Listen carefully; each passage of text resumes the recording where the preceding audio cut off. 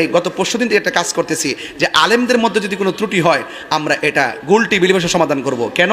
এটা আমি সিদ্ধান্ত নিয়েছি, কারণ আমরা আলেম একজন আরেকজনকে বল ধরি, তখন ফেসবুকের ভিতরে আমার পক্ষে একদল বাইর, ওনার পক্ষে আরেক দল বাইর, বাইরে শেষ পর্যন্ত এমন একটা ফেসবুকে কাদা চোরাচুরি হয়, শেষ পর্যন্ত আমার কেল্লা নিয়ে নায়কের মাথাত লাগাই দেয়, আরেকজন নিয়ে আরেকজনের কেল্লা নিয়ে আরেকজনে লাগাই দেয় যে একটা নাচানাচি ঠেলাঠেলি ইউটিউবাররা ইনকামের দান্দা করে, লাস্টে আমরা বান্দা ফুরি, দিন শেষে ইসলামের ক্ষতি হয়। কথা কোন ঠিক না বেটি?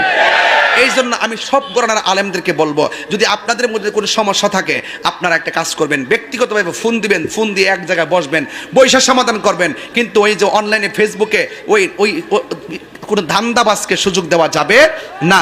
এমনি তো অনেক শত্রু আছে কি না বলেন?